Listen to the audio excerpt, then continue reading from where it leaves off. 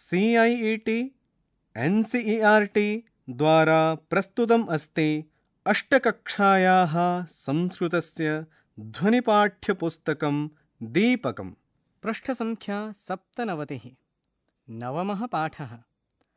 कोरुक् कोरुक् कोरुक्। पृष्ठस्य दक्षिणतः एकं स्कैनर् अस्ति। एतस्य पाठस्य अधिकाधिकं ज्ञानाय स्कैन् कर्तुं शक्नुवन्ति। चित्रे एकस्य परिवारस्य दृश्यं विहितमस्ति। अत्र माता, पिता, एकः पुत्रः, एका पुत्री च परस्परं वार्तालापं कुर्वन्तः सन्ति। आदौ पुत्री वदति, अम्ब, महती बुभुक्षा बाधते, शीघ्रं भोजनं परिवेषयतु। माता वदति, वत्से, भोजनम् अत्युष्णम् अस्ति, किञ्चित् प्रतीक्षस्व। पुत्री वदति, उष्णं भोजनं किमर्थं न ददाति? तदा पिता वदति, वत्से, मुखे दाहः भवेत्, अपि च अत्युष्णं भोजनं हितकरं न भवति इति आयुर्वेदस्य उपदेशः। पुनः तदा पुत्रः वदति, अम्ब, आयुर्वेदे बहवः आहारनियमाः सन्ति इति अस्माकं शिक्षकः अपि बोधयति। माता वदति, सत्यमुक्तं वत्स, आहारविषये एकः रोचकः प्रसङ्गः अस्ति, युवाम् इच्छत चेत् श्रावयामि। पुत्री वदति, अस्तु अम्ब, यावत् भोजनं भोक्तुं योग्यं भवति तावत् तं श्रावयतु। माता, अस्तु, श्रूयताम्। पृष्ठसङ्ख्या 98। भारतवर्षे वैद्याः विभिन्नानां व्याधीनां शमनं कथं कुर्वन्ति इति ज्ञातुं पुरा भगवान् धन्वन्तरिः मनोहरं शुकरूपं धृत्वा प्रतिग्रामम् अभ्रमत्। भ्रमणकाले सः बहूनां प्रख्यातवैद्यानां भवनपार्श्वस्थे वृक्षे उपविश्य कोरुक् कोरुक् कोरुक् इति ध्वनिम् अकरोत्, किन्तु खगस्य कोरुक् इति शब्दं प्रति कस्यापि अवधानं नासीत्। चित्रे भगवान् धन्वन्तरी वामहस्ते अमृतकलशं तथा च दक्षिणहस्ते आयुर्वेदपादपान् नीत्वा स्थितः अस्ति। अन्ते सः वैद्यस्य वाग्भट्टस्य कुटीरसमीपं गतवान्। तत्र विशाले प्राङ्गणे स्थितं पुष्पतरुम् आरुह्य मधुरया गिरा कोरुक् कोरुक् कोरुक् इति शब्दम् अकरोत्। मधुरां वाणीं श्रुत्वा चिकित्सानिरतः वाग्भट्टः प्राङ्गणम् आगत्य सर्वासु दिक्षु अपश्यत्। क्षणात् वाग्भट्टः मनोहरं तं शुकम् अपश्यत्। सार्थकं मानुषध्वनिं कुर्वन्तं शुकं दृष्ट्वा विस्मितः वाग्भट्टः चिन्तितवान्, नायं लौकिकः खगः, एषः निश्चयेन कश्चन देवविशेषः अस्ति। सः झटति तस्मै विहगाय मधुराणि फलानि समर्पितवान्, परन्तु सः खगः फलानि न गृहीत्वा पुनरपि तथैव कोरुक् कोरुक् कोरुक् इति प्रश्नस्वरेण शब्दम् अकरोत्। अथ वैद्यः वाग्भट्टः अचिन्तयत् यत् तावत् खगः स्वप्रश्नानाम् उत्तराणि न प्राप्नोति तावत् अयं भोजनं न वाञ्छति इति। ततः सः अचिरादेव सूत्ररूपाणि 3 उत्तराणि प्राददात्, हितभुक्, मितभुक्, ऋतुभुक् इति। समुचितम् उत्तरं श्रुत्वा अत्यन्तं प्रीतः सः शुकः वाग्भट्टेन अर्पितानि फलानि खादितवान्। ततः शुकः धन्वन्तरिः वाग्भट्टम् उक्तवान्, वत्स, अहं धन्वन्तरिः अस्मि। उत्तमस्य वैद्यस्य अन्वेषणाय भारतवर्षे सर्वत्र परिभ्रमन् अत्र समागतः। तव उत्कृष्टेन आयुर्वेदज्ञानेन अहम् अतीव सन्तुष्टः अस्मि।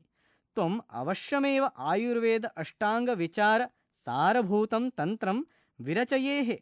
एतद् उक्त्वा सः अन्तर्हितः। पृष्ठे एकं चित्रमस्ति। चित्रे प्राकृतिकसौन्दर्येण परिपूर्णं महर्षि वाग्भट्टस्य आश्रमम् अस्ति।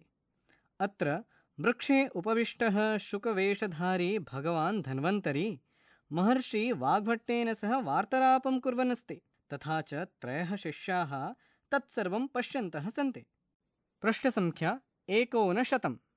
एतत्सर्वं दूरात् पश्यन्तः विस्मिताः शिष्याः आचार्य वाग्भट्टस्य समीपम् आगत्य अपृच्छन्, गुरुवर, शुकः कोरुक् कोरुक् कोरुक् इति उक्तवान्।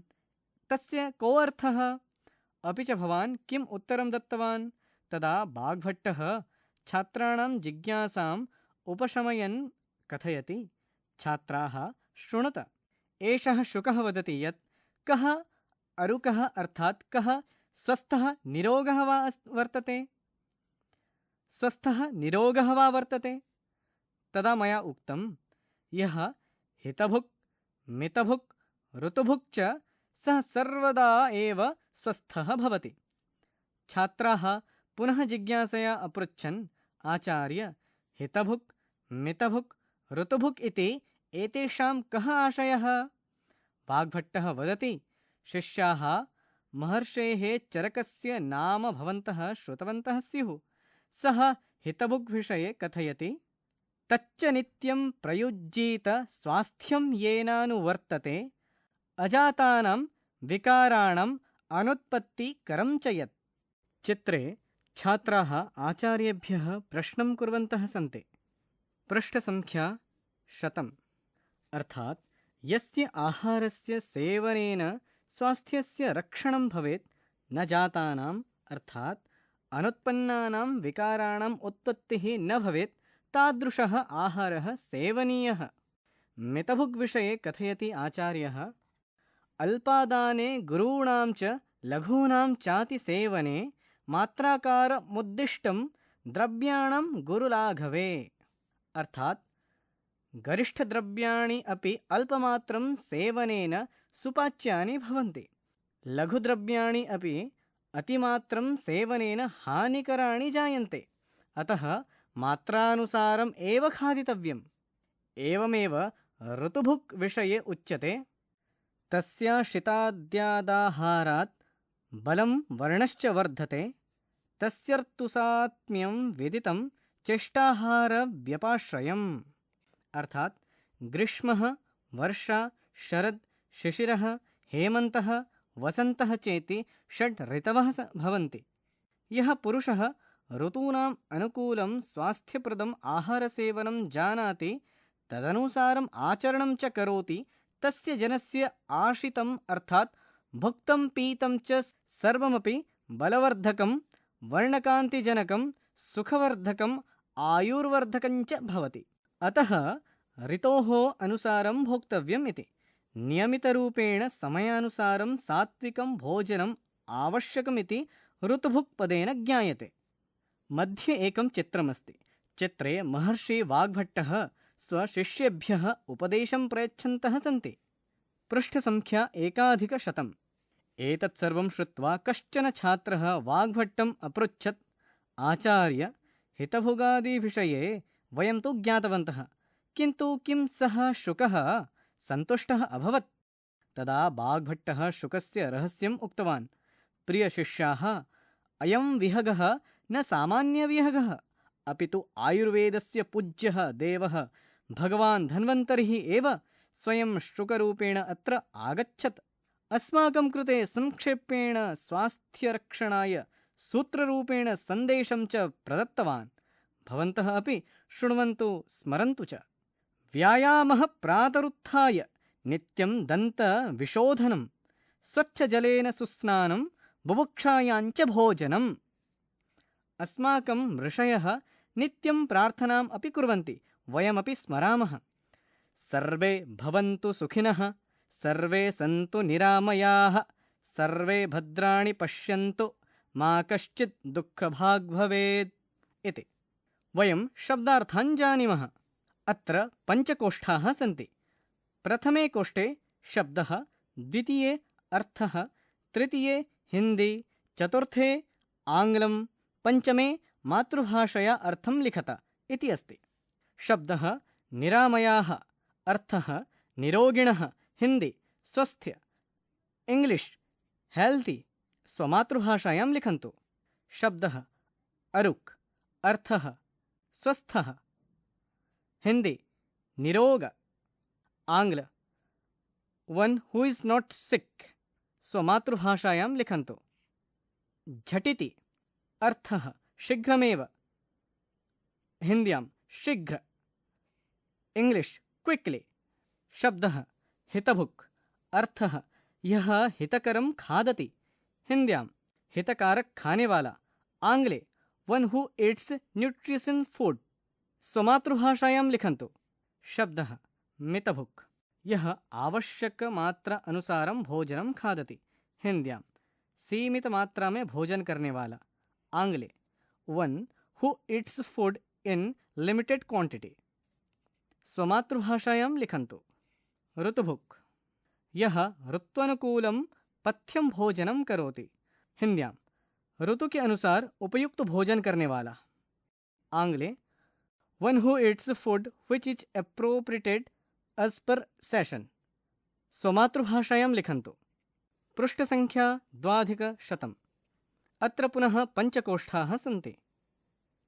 प्रथमे शब्दः, द्वितीये अर्थः, तृतीये हिंदी, चतुर्थे इंग्लिश, पंचमे मातृभाषया अर्थं लिखत।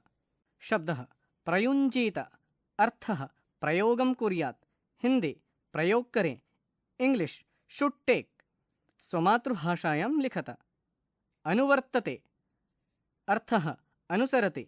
हिंद्याम् अनुसरण करता है। आंग्ले फॉलोअर्स। स्वमातृभाषायां लिखन्तु। शब्दः अजातानाम्, अर्थः न उत्पन्नानां।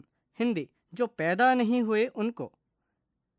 आंग्लम ऑफ दोज हु आर नॉट बॉर्न। स्वमातृभाषायां लिखन्तु। शब्दः अनुत्पत्तिकरणम्, अर्थः यत् कोष्ठके विकारान् न उत्पादयति, जो कोष्ठक में विकारों को उत्पन्न न करे। आंग्लम that which may not cause कोष्ठके हार्म। स्वमातृभाषायां लिखन्तु।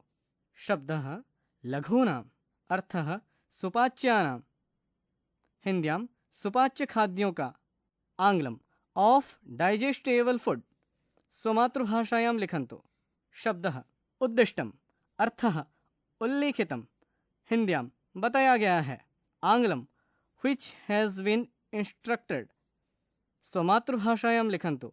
शब्दः गरिष्ठम्, अर्थः यत् कठिनतया पच्यते। हिंद्यां जो कठिनता से पचे। आंग्लम डिफिकल्ट टू डाइजेस्ट। स्वमातृभाषायां लिखन्तु। शब्दः अतिमात्रम्, अर्थः मात्रायाः आधिक्यं। हिंद्याम् अत्यधिक मात्रा से। आंग्लम इन एक्सेसिव क्वांटिटी। स्वमातृभाषायां लिखन्तु। अशिताद्यात्, अर्थः भुक्तात्। हिंद्यां खाए हुए से। आंग्लम फॉर इटन फूड। शब्दः व्यापाश्रयम्, अर्थः आश्रयस्थानम्। हिंदी अवलंब। आंग्लम डिपेंडिंग। स्वमातृभाषायां लिखन्तु। शब्दः वर्णकान्तिजनकम्, अर्थः वर्णस्य सौन्दर्यस्य च उत्पादकम्। हिंद्यां रूपरंग निखारने वाला। आंग्लम that which enhance the beauty and complexion. स्वमातृभाषायां लिखन्तु। शब्दः बबुक्षायाम्, अर्थः क्षुधायां। हिंद्यां भूख लगने पर। आंग्लम ऑन फीलिंग हंग्री। स्वमातृभाषायां लिखन्तु। इदमत्र अवधेयम्। विशेषणं यत् पदं कस्यचित् विशेषतां सूचयति तत् विशेषणम् इति उच्यते। यथा अस्मिन् पाठे उत्तमाः, मनोहरम् इत्यादयः शब्दाः विशेषतां प्रकटयन्ति, अतः एते शब्दाः विशेषणम् इति उच्यन्ते। विशेष्यं यत् पदं मुख्यतया विशेषरूपेण उच्यते तत्पदं विशेष्यं भवति। यथा उत्तमाः वैद्याः, अत्र वैद्यस्य विशेषता उक्ता, अतः अत्र वैद्याः इति विशेष्यपदं वर्तते। पृष्ठसङ्ख्या 3+100। विशेष्यविशेषणयोः सम्बन्धः क। विशेष्यस्य यत् लिङ्गं भवति तद् एव लिङ्गं विशेषणस्य अपि भवति। यथा लौकिकः खगः, अत्र खगः इति विशेष्यपदं पुल्लिङ्गम् अस्ति, अतः लौकिकः इति विशेषणपदम् अपि पुल्लिङ्गम् एव। ख विशेषस्य यत् वचनं भवति तदेव वचनं विशेषणस्य अपि भवति। यथा उत्तमाः वैद्याः, अत्र वैद्याः इति विशेष्यपदं बहुवचने वर्तते, अतः उत्तमाः इति विशेषणपदमपि बहुवचने एव भविष्यति। ग विशेष्यस्य या विभक्तिः सा च विभक्तिः विशेषणस्य अपि भवति। यथा मधुरां वाणीम्। अत्र वाणीम् इति विशेष्यपदं द्वितीयाविभक्तौ वर्तते, अतः मधुराम् इति विशेषणपदमपि द्वितीयाविभक्तौ एव भविष्यति। श्लोकमस्ति यल्लिङ्गं यद्वचनं या च विभक्तिः विशेष्यस्य तल्लिङ्गं तद्वचनं सा च विभक्तिः विशेषणस्यापि। अस्यां सारिण्यां केषाञ्चन विशेषणपदानां त्रिषु लिङ्गेषु प्रयोगः दर्शितः।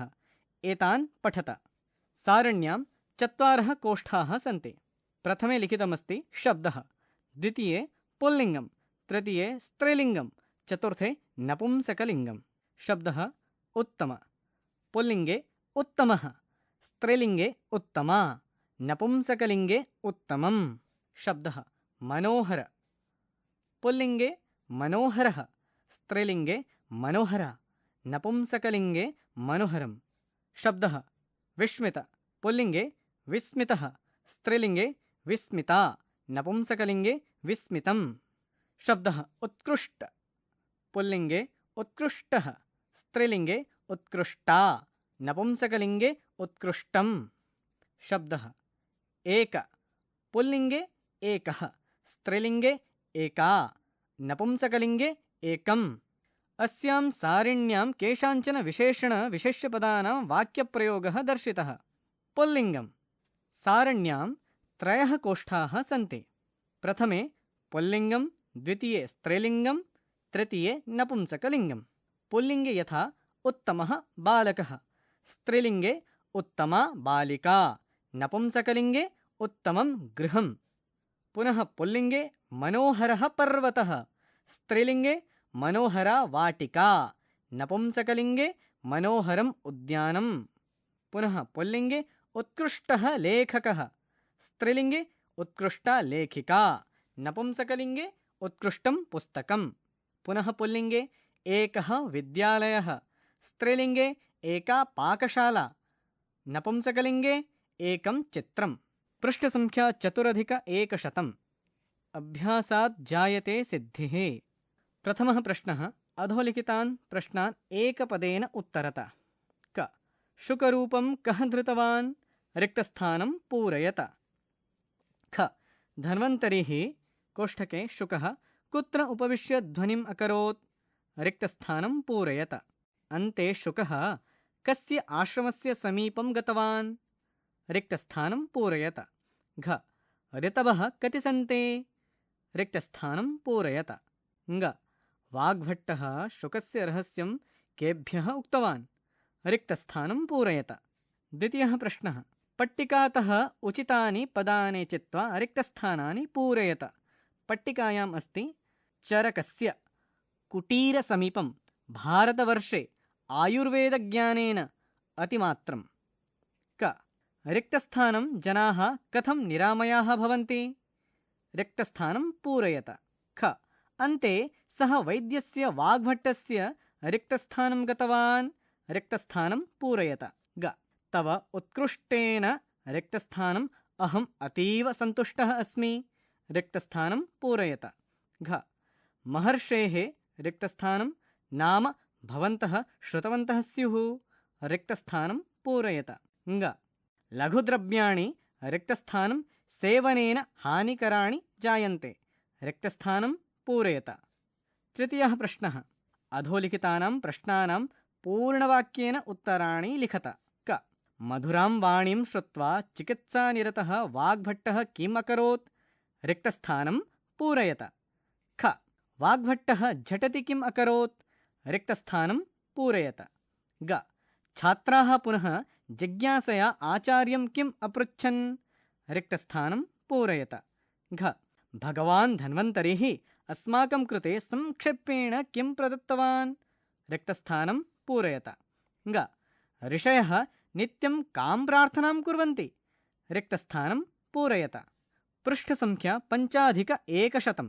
चतुर्थः प्रश्नः, पाठात् यथोचितानि विशेषणपदानि विशेष्यपदानि वा चित्वा रिक्तस्थानानि पूरयत। विशेषणं विशेष्यं।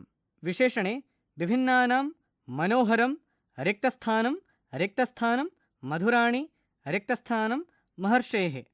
विशेष्यं व्याधीनां, रिक्तस्थानं प्राङ्गणे वाग्भट्टः, रिक्तस्थानं वैद्यस्य, रिक्तस्थानं विशेषणं रिक्तस्थानं रिक्तस्थानं रिक्तस्थानं लौकिकः समुचितं रिक्तस्थानं सात्विकं विशेष्यं वैद्याः वृक्षे वाणीं रिक्तस्थानं रिक्तस्थानं शिष्याः रिक्तस्थानं। पञ्चमः प्रश्नः पाठं पठित्वा अधोलिखितपट्टिकातः पदानि चित्वा उचितसञ्चिकायां पूरयत। पट्टिकायां लिखितमस्ति लौकिकः व्याधीनां देवः वृक्षे त्रीणि उत्तमस्य वाणीं विस्मितः मधुरया प्रश्नान् पूज्यः खगः विशाले शुकं वाग्भट्टः। विशेषणपदानि विशेष्यपदानि लौकिकः व्याधिनाम् एवं रूपेण लिखन्तु। पृष्ठसङ्ख्या 6+100। षष्ठः प्रश्नः अधोलिखितानि वाक्यानि पठित्वा तेन सम्बन्धं श्लोकं पाठात् चित्वा लिखत। क अस्माभिः नित्यं व्यायामः स्नानं दन्तधावनं बुभुक्षायाञ्च भोजनं कर्तव्यम्। रिक्तस्थानं पूरयत। ख अस्माभिः हितकरः आहारः सेवनीयः येन विकाराणां शमनं स्वास्थ्यस्य च रक्षणं भवेत्। रिक्तस्थानं पूरयत। ग ऋतोः अनुसारं भोजनेन बलस्य वर्णस्य च अभिवृद्धिः भवति। रिक्तस्थानं पूरयत।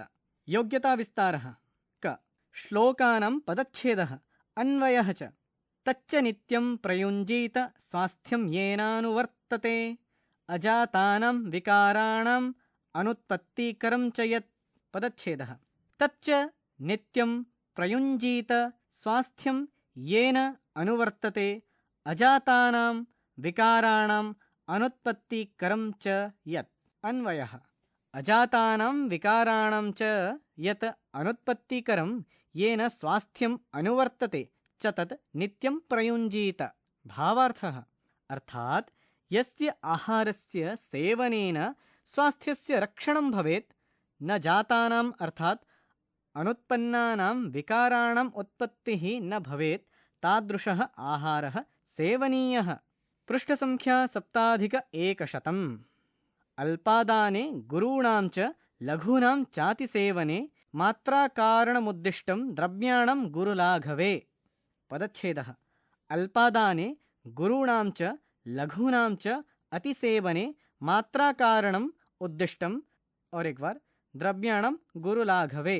अन्वयः गुरुणां कोष्ठके द्रव्याणाम् अल्पादाने कोष्ठके हितं भवति लघूनां कोष्ठके द्रव्याणां च अतिसेवने कोष्ठके हानिः भवति। गुरुलाघवे कोष्ठके भोजनग्रहणे द्रव्याणां मात्रा कारणम् उद्दिष्टं कोष्ठके अस्ति। भावार्थः अर्थात् गरिष्ठद्रव्याणि अपि अल्पमात्रं सेवनेन सुपाच्यानि भवन्ति लघुद्रव्याणि च अतिमात्रं सेवनेन हानिकराणि जायन्ते। अतः मात्रानुसारम् एव खादितव्यम्। तस्य शीताद्यादाहारात् बलं वर्णश्च वर्धते तस्यर्तु सात्म्यं विदितं चेष्टाहारव्यपाश्रयम्। पदच्छेदः तस्य अशीताद्यात् आहारात् बलं वर्णः च वर्धते तस्य ऋतुसात्म्यं विदितं चेष्टा आहारव्यपाश्रयम्। अन्वयः तस्य कोष्ठके जनस्य अशिताद्यात् आहारात् बलं वर्णः च वर्धते तस्य चेष्टा आहारव्यापाश्रयं ऋतुसात्म्यं विदितं कोष्ठके भोक्तव्यं। भावार्थः वसन्तः ग्रीष्मः वर्षा शरद् हेमन्तः शिशिरः चेति 6 ऋतवः भवन्ति। यः पुरुषः ऋतूनाम् अनुकूलं स्वास्थ्यप्रदम् आहारसेवनं जानाति तदनुसारं च आचरणं करोति तस्य जनस्य अशीतम् अर्थात् भुक्तं पीतं च सर्वमपि बलवर्धकं वर्णकान्तिजनकं सुखवर्धकं आयुर्वर्धकञ्च भवति। अतः ऋतोः अनुसारं भोक्तव्यमिति।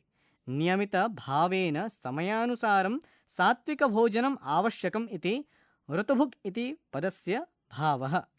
व्यायामः प्रातरुत्थाय नित्यं दन्तविशोधनं स्वच्छजलेन सुस्नानं बुभुक्षायाञ्च भोजनं। पदच्छेदः व्यायामः प्रातः उत्थाय नित्यं दन्तविशोधनं स्वच्छजलेन सुस्नानं बुभुक्षायां च भोजनम्। अन्वयः। नित्यं प्रातः उत्थाय व्यायामः कोष्ठके करणीयः। दन्तविशोधनं कोष्ठके कर्तव्यम्। स्वच्छजलेन सुस्नानं कोष्ठके कार्यं। बुभुक्षायां कोष्ठके जातायां। भोजनं च कोष्ठके कर्तव्यम्। पृष्ठसङ्ख्या 8100। भावार्थः। प्रतिदिनं प्रातः एव जागरणं कुर्यात्। ततः परं व्यायामः करणीयः। पुनः सम्यक्तया दन्तमार्जनं करणीयं। स्वच्छजलेन उत्तमरीत्या स्नानं कर्तव्यं। यदा उदरे बुभुक्षा भवति तदा एव हितकरं स्वल्पं तथा ऋत्वनुकूलं भोजनं करणीयम्। सर्वे भवन्तु सुखिनः, सर्वे सन्तु निरामयाः, सर्वे भद्राणि पश्यन्तु, मा कश्चित् दुःखभाग् भवेत्। पदच्छेदः। सर्वे भवन्तु सुखिनः, सर्वे सन्तु निरामयाः, सर्वे भद्राणि पश्यन्तु, मा कश्चित् दुःखभाग् भवेत्। अन्वयः। सर्वे सुखिनः भवन्तु, सर्वे निरामयाः सन्तु, सर्वे भद्राणि पश्यन्तु, कश्चित् दुःखभाग् मा भवेत्। भावार्थः। संसारे सर्वे सुखेन निवसेयुः, ते निरोगिणः च भवेयुः, ते परस्परं समभावेन उत्तमविचारैः च विचारयेयुः, तेषां कल्याणं भवेत्। वस्तुतः सर्वे नियमितहितकरभोजनेन रोगमुक्ताः भवेयुः। चरकसंहितायाः परिचयः। महर्षिः चरकः चरकसंहिताग्रन्थं रचितवान्। चरकसंहिता इति आयुर्वेदस्य प्रमुखः ग्रन्थः अस्ति। अस्मिन् ग्रन्थे सूत्रस्थानं, निदानस्थानं, विमानस्थानं, शरीरस्थानं, इन्द्रियस्थानं, चिकित्सास्थानं, कल्पस्थानं, सिद्धिस्थानं चेति 8 स्थानानि सन्ति। अत्र न केवलं रोगाणां चिकित्सा एव वर्णिता, अपि तु स्वास्थ्यस्य संरक्षणार्थम् आयुषः च संवर्धनार्थम् उपायाः अपि निर्दिष्टाः। ग. आहारपरिचयः। सात्विकः आहारः आयुः सत्त्व बलारोग्य सुखप्रीतिविवर्धनाः रस्याः स्निग्धाः स्थिराहृद्याः आहाराः सात्विकप्रियाः। श्रीमद्भगवद्गीतायाम् इदं श्लोकम् अस्ति। भावार्थः। खाद्यं विना जीवनधारणं सम्भवं नास्ति। भगवता प्रदत्तं शरीरम् आहारेण पुष्टं भूत्वा कर्मकरणाय समर्थं स्यात्। मानवस्य कृते ये सात्विकाहाराः भवन्ति ते श्लोकेऽस्मिन् प्रदत्ताः। ये आहाराः आयुषः वर्धकाः, बुद्धिप्रदायकाः, बलप्रदायकाः, आरोग्यप्रदाः, सुखदाः, प्रीतिगुणयुक्ताः, रसयुक्ताः, स्निग्धगुणपरिपूर्णाः, खाद्यसारपरिपूरिताः च ते आहाराः स्वभावतः सात्विकजनानां प्रियाः भवन्ति। अतः आरोग्यार्थं सात्विकः आहारः सेवनीयः। राजसिक आहारः कट्वम्लवणात्युष्ण तीक्ष्णरुक्षविदाहिनः आहारा राजसस्येष्टा दुःखशोकामयप्रदाः। इदं श्लोकं भगवद्गीतायाम् अस्ति। भावार्थः। अतिकटुः, अत्यम्लः, अतिलवणः, अत्युष्णः, अतितीक्ष्णः, अतिरूक्षः, अतिविदाही च आहाराः राजसजनानां प्रियः भवति। एतस्य आहारस्य सेवनेन अनेकव्याधयः भवन्ति। एतस्य सेवनेन मनुष्यः दुःखं शोकं च प्राप्नोति। अतः हितम् इच्छन् छात्रः कदापि एतस्य आहारस्य सेवनं न कुर्यात्। तामसिकः आहारः यातयामं गतरसं पूतिं पर्यूषितं च यत् उच्छिष्टमपि चामेद्यं भोजनं तामसप्रियम्। इदमपि श्लोकः भगवद्गीतायाम् अस्ति। एषः श्लोकः भगवद्गीतायाम् अस्ति। भावार्थः। एकप्रहरात् पूर्वं निर्मितं भोजनम्, अर्धसिक्तं खाद्यम्, अग्निदग्धं भोजनम्, आतपशुष्कम् अन्नं, ऋतौ गते रसहीनं फलं, पलाण्डु, लसुनादीनि दुर्गन्धपूर्णानि भोजनानि, पूर्वदिवसस्य अवशिष्टं खाद्यम्, उच्छिष्टं खाद्यं, मांस अण्डकादीनि अमेद्यभोजनानि तथा च तामसगुणयुक्तानि द्रव्याणि तामसपुरुषाणां प्रियतराणि भवन्ति। एतैः भोज्यद्रव्यैः ते प्रीताः आनन्दिताः च भवन्ति। तामसिकभोजनेन निद्रा, तन्द्रा, आलस्यं च वर्धन्ते। अतः विद्यार्थिभिः एतानि त्यक्तव्यानि। घ काश्चन आहारविषयकसूक्तयः। भोजनं परमेशस्य भक्तये जीवनाय च त्वं तु मूर्खं विजानासि भोजनार्थं हि जीवनम्। एषः श्लोकः सुमनोवाटिकायाम् अस्ति। अनारोग्यमनायुष्यम् अस्वर्ग्यं चाति भोजनम् अपुण्यं लोकविद्विष्टं तस्मात् तत् परिवर्जयेत्। एषः श्लोकः मनुस्मृतौ अस्ति। पृष्ठसङ्ख्या 10,100। मिताहारो नरः सोढुं शक्तः कष्टशतं सुखम् अनभ्यस्तो हि कष्टानाम् अध्यशनो विपद्यते। एषः श्लोकः सुमनोवाटिकायाम् अस्ति। असीतेनाम्भसा स्नानं कवोष्णदुग्धसेवनम् एतद्वो मानुषाः पथ्यं स्निग्धमुष्णं च भोजनम्। एषः श्लोकः भोजप्रबन्धे अस्ति। परियोजनाकार्यं। विद्यालयस्य परिसरे विद्यमानानां पञ्चवृक्षाणां नामानि तेषाम् औषधीयप्रयोगं च लिखत। स्वास्थ्येन सम्बन्धानां 10 श्लोकानां सङ्ग्रहणं कुरुत। पाठे आगतानां श्लोकान् कण्ठस्थीकृत्य कक्षायां श्रावयत। पृष्ठे 5 चित्राणि सन्ति। प्रथमे चित्रे कश्चन बालकः तरणं कुर्वन् अस्ति। द्वितीये चित्रे काचित् बालिका धावन्ती अस्ति। तृतीये चित्रेपि काचित् बालिका पर्वतारोहणं कुर्वन्ती अस्ति। चतुर्थे चित्रे कश्चन बालकः ध्यानमुद्रायाम् अस्ति। तथा च पञ्चमे चित्रे काचित् बालिका द्विचक्रिकायानं सैकल् यानं चालयन्ती अस्ति। इति 9मः पाठः। शृण्वन्तः आसन् अष्टकक्षायाः संस्कृतस्य ध्वनिपाठ्यपुस्तकं दीपकं। वाचनस्वरः प्रसीदरञ्जनमेहरः। ध्वन्याङ्कनं मोहम्मद् फैजान् खान्। निर्माणसहयोगः कुसुमलता। निर्देशनं तथा निर्माणं विमलेशचौधरी। एवं च प्रस्तुतिः CIET NCERT नवदेहली भारतम्।